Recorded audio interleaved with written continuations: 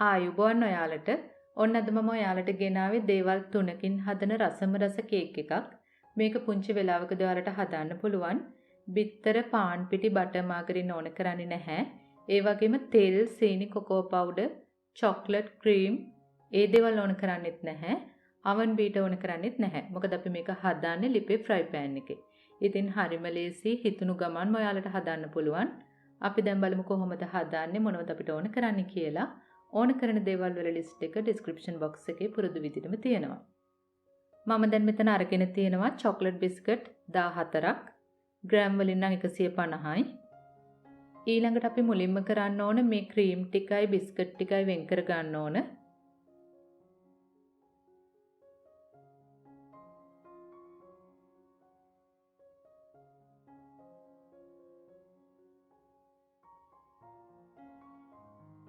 ඊළඟට බිස්කට් ටික මේ වගේ පොඩි පොඩි කෑලි වලට කඩලා ග්‍රයින්ඩර් ජාර් එකට දාගන්න.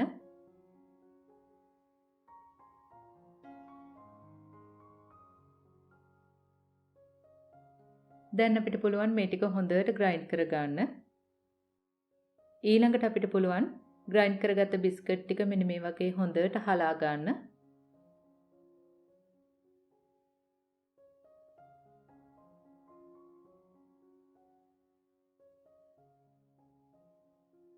මම දැන් බිස්කට් ටිකටම එකතු කරනවා බේකින් පවුඩර් තේ හැන්දක්.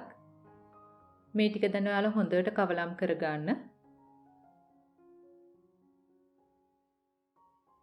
මම මෙන්න මේ වගේ ලොකු ෆ්‍රයි පෑන් එකක තමයි අද මේ කේක් එක හදාන්නේ.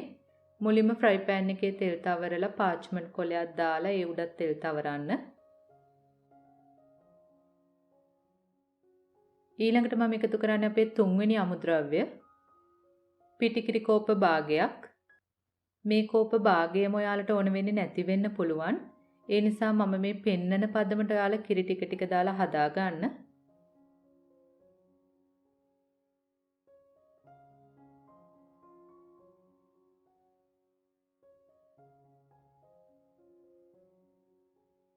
මෙන්න මේක තමයි පදම. මෙන්න මේ පදමට ඔයාලා හදා ගන්න.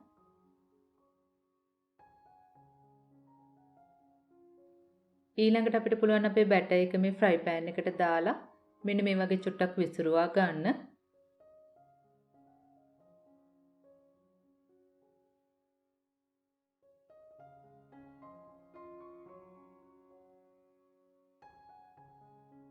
දැන් අපිට පුළුවන් පියන වහලා අඩුම ගින්දරේ මේ කේක් එක තියෙන්න දෙන්න.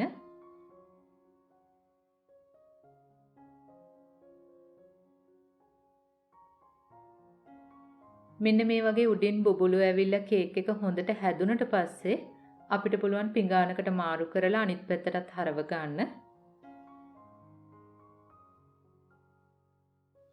දැන් මේ පැත්තත් විනාඩියක් දෙකක් තියලා අපිට පුළුවන් පිඟානකට මාරු කරගන්න. මේ කේක් එක හරිම මෘදුයි, ඒ නිසා කැඩෙන්න බලනවා. ඉතින් ඔයාලා පරිස්සමට මේ කේක් එක පිඟානට මාරු කරගන්න. දැන් අපේ කේක් එක හොඳටම නිවෙන්න ඕන. කේක් එක නිවෙන තියලා අපි අයිසින් එක හදමු. දැන් මේ තියෙන්නේ අපි කලින් වෙන් කරගත්ත චොක්ලට් ක්‍රීම් ටික. ඒකටම මම එකතු කරනවා කිරිමේස හැන්දක්, මේස හැඳි එකහමාරක් විතර. දැන් අපිට පුළුවන් මෙන්න මේ වගේ හොඳට ක්‍රීම් කරගන්න. කේක් එකේ තවරන්න මේ ක්‍රීම් එක විතරක් ප්‍රමාණවත්. ඊට අමතරව ඔයාලා ළඟ කෝන් පිටි සීනි තියෙනව නම් කෝන් පිටි කුඩු කරගත්ත සීනි එකතු කරලා තව ටිකක් ප්‍රමාණය වැඩි කරගන්නත් පුළුවන්. මෙන්න මේ වගේ තමයි අපේ ක්‍රීම් එක එන්නේ. හරිම ලස්සනට ක්‍රීම් ගතියට තියෙනවා. දැන් අපේ කේක් එක හොඳටම නිවිලා තියෙන්නේ. මම දැන් කේක් එකේ වටේ ටික මේ වගේ අයින් කර ගන්නවා.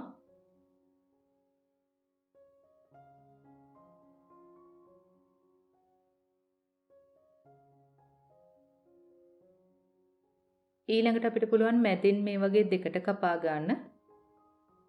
දැන් එක කොටසක් උඩට අපි හදාගත්ත ක්‍රීම් එකෙන් භාගයක් දාලා මේ වගේ අයිසින් කරගන්න.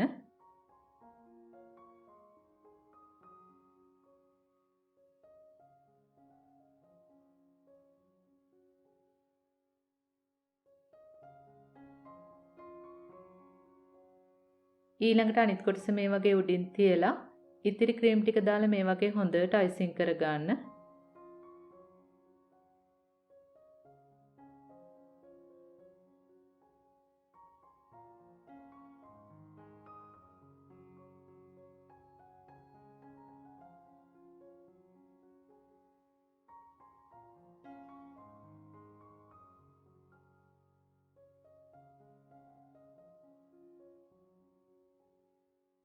කිරි චුට්ටක් අතේ තවරලා ඔයාලට පුළුවන් මෙන්න මේ වගේ ලස්සනට උඩ ටික හදා ගන්න.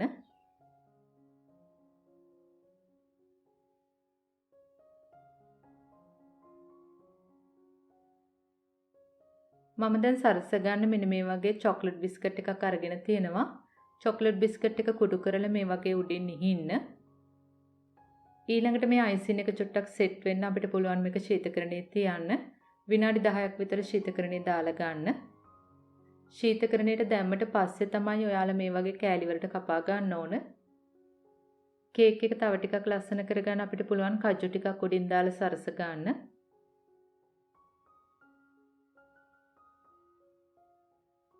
මම දැන් ඔයාලට පෙන්නන්නම් කේක් එකේ ඇතුළ කොහොමද තියෙන්නේ කියලා. මෙන්න මේ වගේ සාමාන්‍ය චොක්ලට් කේක් එකක් වගේම තියෙනවා. කිසිම වෙනසක් නැහැ. රසයේ වෙනසකුත් නැහැ. චොක්ලට් බිස්කට් වලින් හැදුවා කියලා බිස්කට් රසක් එන්නේ නැහැ. ඉතින් හරිම ලේසියෙන් හිතුණු ගමන් ඔයාලට හදන්න පුළුවන්. ඕන කරන්නේ අමුද්‍රව්‍ය 3යි.